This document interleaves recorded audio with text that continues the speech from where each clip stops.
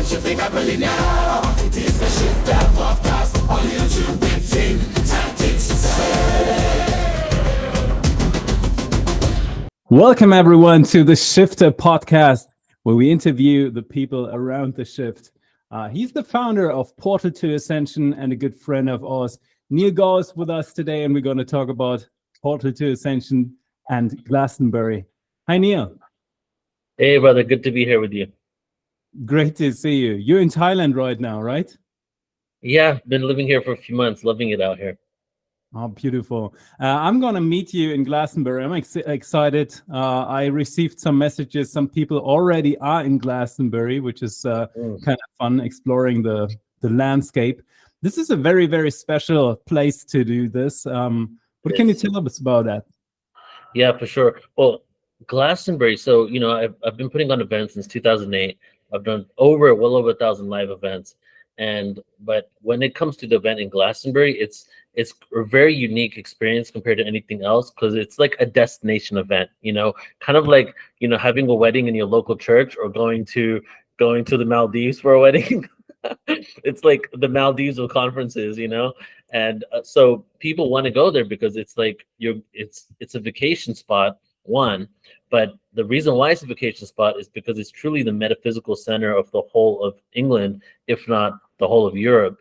And it's kind of like, if anyone's ever been to Mount Shasta and Sedona, I jokingly say if Mount Shasta and Sedona had a baby, that's Glastonbury. It's like the combination of them. And the reason why, like, there's so much there, but I'll kind of summarize it. There's around 15 points really of why it's so important. But a few of them is that it's known as the heart chakra center of the world. So a lot of people go there to do positive things. A lot of secret societies have gone there to do negative things in order to put the energy into the ley lines that permeates through the whole world. And so there's also this divine feminine energy that is going through there. But one of the components that I really resonate with is that, the Druids, who were the priestly caste of the Celts, were actually multiple tribes that existed all the way from modern-day Turkey, ancient Anatolia, all the way to the British Isles. After the Romans came in and started kicking them out, the last stronghold of the Druids and the Druidic ways was Glastonbury.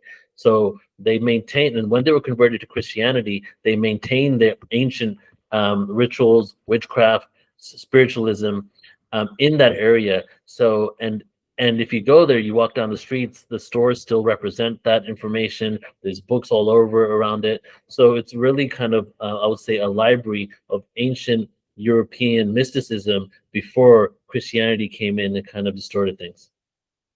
The Romans are clearly one part of the installation and have done a lot of the manipulation on this planet. And there's this TikTok trend. So, Neil, how often do you think about the Roman Empire per day? So funny, bro.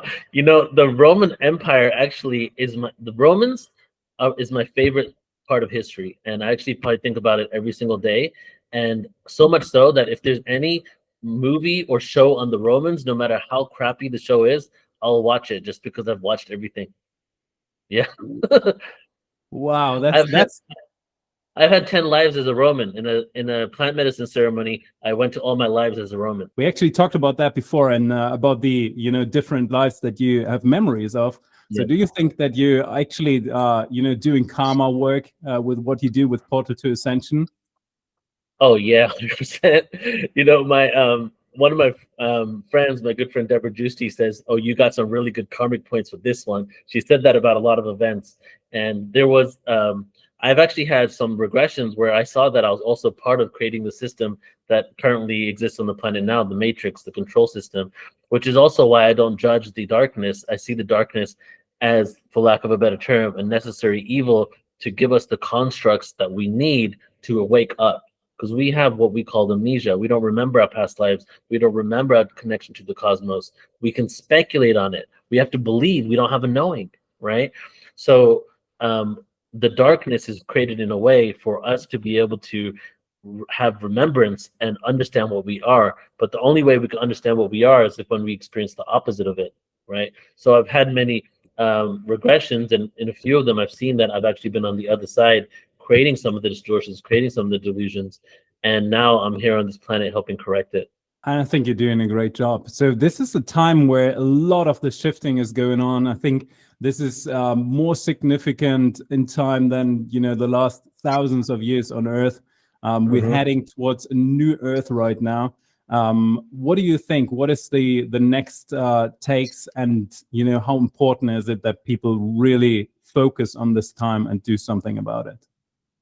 Well, the fact of the matter is that the systems that aren't serving humanity are crumbling.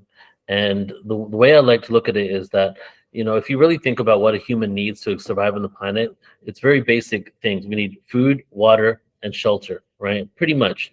And when we have those things, we can still live, survive, and we can still have a happy life. However, so many institutions, part of this matrix, so many different programs and things that we've ended up relying on so deeply, as they start crumbling, we've relied on them so much so that a lot of people can't imagine a world without them, right? So like when, say, the financial institutions start collapsing, the educational system starts collapsing, governments start collapsing, we've also been convinced and indoctrinated that we need government in the way it's been set up to be able to govern ourselves, that without them and the way it is, that it would be chaos, right?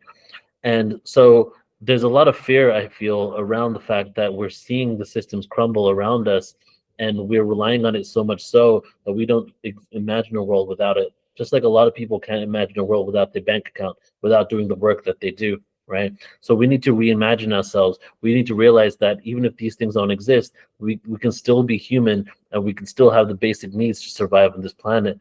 And as these institutions start crumbling, it's up to us as a collective on humanity to create more new institutions, new programs that are more inclusive, that solve the issues of the old paradigm: poverty, hunger, atrocities. We have the information, the technology, the books, the knowledge on how to heal all of that stuff. But the reason why it doesn't happen is because there's this controlling elite that does not benefit from us coming together, but only benefits from us being divided and creating this class division as well, right? So the new world I envision is a world where we continue to go through this chaos of the old world crumbling, and then when we come out of it, we realize, oh, wait a second, we're still okay, we're still here, we still have what we need to survive, and we can create a new world from that.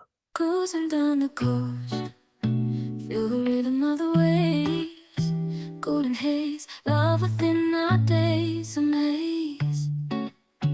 Billion souls, spirits soar, set free, golden ways, serenity eternally. Cosmic tribe, they vibe with our style, flying high into summer skies. Thousand stars gleam so bright, Galactic Federation of light. All shift happily now, Galactic Federation, all unite. Science in the 50s has shown that there's even one more component what humans need compared to food, which is a social component, right? So, and I Community, think yes. that's something that is very, very strong when we go to Glastonbury and meeting there with all these beings. I'm very excited. I can speak there. I will do a speech. So what can people expect? Yeah, I love what you just said, community, because even when the old systems crumble, because a lot of these old systems are actually creating a lack of community by actually tuning into our desire for it. Okay, social media, being on the phone, we're literally reaching out constantly in order to find community by utilizing tools that are actually disconnecting us from it, right? So it's very, if these systems start crumbling, what we eventually start finding is when we don't have these tools of division anymore, and we're not utilizing them the way that we're utilizing them, we can actually start creating real connections with each other. And that's why it's very important for me to create these events, these live gatherings, where we get to experience this. I do many online events a year, and it's beautiful because there's people around the world. There's countries where there's not one of these events, like they don't have any of this. And they get to be online and be a part of a global community online. But when we come in person and we get to see each other, hug each other, and have fun with each other, go out to eat with each other, and all of that. It's just a whole other level of experience. This is a grid working event because it's the heart chakras and the ley lines there. This is a retreat. We have a tour on Thursday. We have a tour to Stone Circles on Tuesday. We have post-conference workshop. It's a 6-day experience. We have a meet and greet party. It's a retreat, right? You're retreating to this beautiful ancient land, and it's a conference. So I'm saying it's a conference.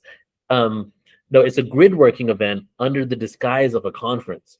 We're really going there to receive this awareness in a very special place on Earth, so that as we receive that awareness, we get to infuse the grid lines and the ley lines in that area with our awareness and what we're sharing and our connection with each other, and then permeate that to the whole planet. It's actually my very first meet and greet in public, which I'm very, very excited about. So I'm one of these people who have one of the post conference workshop events, which I'm very excited about. What else, Neil? We do have a nice lineup. I know Laura Eisenhower is coming. I know that Alan Steinfeld is coming. I know Adam Apollo is coming, which I haven't met yet. Debbie Dachinger is there. I've been on her podcast, was fabulous. Who else is coming? Magenta Pixie as well, who's really well known in the UK. She connects to different types of beings, and the dragons are definitely a big component of that. We have Ananda Sirisena, who's actually going to do Mars anomalies. So, our annual conferences, we do events on Lemuria, Atlantis, all types of niche conferences. But our annual Portal to Ascension conference is all things that lead to the Ascension, which is so many different topics. So we have, as I said, we have Ananda doing Mars anomalies. We have Oliver Huntley talking about the ancient Druidic connection to the lands of Glastonbury and the original Christian church. We have Maria Wheatley, who is one of the foremost researchers of that whole area and has found that from an aerial view of Glastonbury and surrounding areas, that the ancient Druids, or maybe even a tribe before that, actually had put different structures in alignment with a specific zodiacs. Is actually a zodiac map when you look at it from space. So she's going to be bringing forward that information there too. And then there's another like 10 different speakers. We have sound healing, we have musicians, and you can check it out at ascensionglastonbury.com and read the bios there, read what people are talking about. And what I'd like to do in the few minutes we have left is share a few more things about Glastonbury and why it's an important area, right? So I shared about the ancient Druidic connection, but also, when Christianity was established, and before it actually became Christianity, and the Roman Catholic Church became the Roman Catholic Church in 300 something CE with Constantine, there was actually Mary Magdalene and the children of Yeshua left through Egypt into the south of France into Glastonbury. Joseph of Arimathea, who was Jesus's uncle, went to Glastonbury and founded the first Christian church that was before the Roman Catholic Church. Now, we've been told there was nothing besides the Roman Catholic Church, but the origination of the original Christianity besides Ethiopia was also in Glastonbury, where they maintained the divine feminine connection, because it was all about the feminine energy and Mother Mary at that point connection in that area. So there was this marriage between the Druids and the Christians that wasn't done through force and conversion, which is what happened in the rest of Europe, where they combined the mysticism together, realizing the ancient lineage. So that's a really huge energetic component to that area. There's 3 major sites. There's the White Springs, the Chalice Wells, and the King Arthur's Abbey.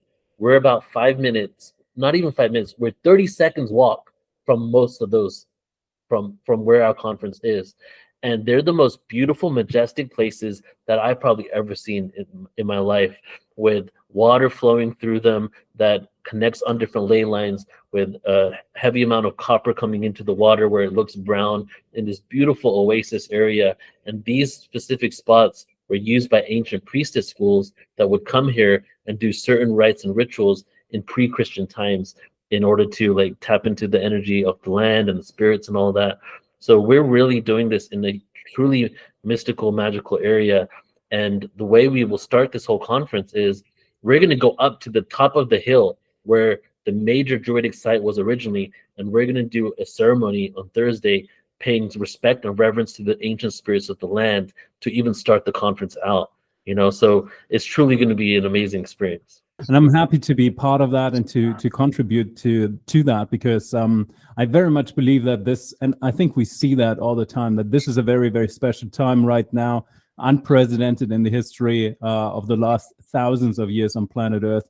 And there's a big shift going on, and you and I are sharing that same mission to accompany that shift. Exactly. And there's also a lot of talks about these civilizations that used to be on these spots seem to come back to Earth. So Yes. how do you think about that? Well, the story is actually the origination of the word gnome, fairy, and gnome and fairy specifically come from that area as well, in Cornwall, in Glastonbury. That's where those terms come from. All around Europe, there were different terms for it, but the ones that we use in English came from that area. And the story of King Arthur, we haven't even tapped into that. In King Arthur's Abbey, there's literally the wall next to our conference center. We're sharing a wall with an abbey, massive abbey that has 2 tombs in there for King Arthur and Guinevere. Okay, and the whole story of King Arthur is connected there. Glastonbury used to be called Avalon, and the story goes that when King Arthur died in battle, he was taken to a mystical land of Avalon, where it was a portal through the ley lines that we're going to be right on top of in order to take his body into the next dimension. And this portal of Avalon was also the same portal that the elementals escaped through or went through when humanity fell from grace and went to a specific level of frequency that they were no longer able to literally vibe with us anymore. So there was this area is also supposedly this portal in which we separated from the elemental kingdom. This is the Lord of the Rings story, like where we separated from the elemental kingdom and maintained our lower density. So truly beautiful, magical stories about that whole area. Neil, thank you so much for being on the Shifter podcast, and also for the service that you do for all of us, and for the shift that we're all on. I'm very excited. I have so many people that reach out to me and said, hey, Tim, I'm going to meet you in Glastonbury. I'm super excited to meet all of you in Glastonbury. So if you want to have tickets, I'm going to put the link down below, and also join in for the next episode of the Shifter podcast. Everyone, thank you so much for watching. Have a nice day. Bye.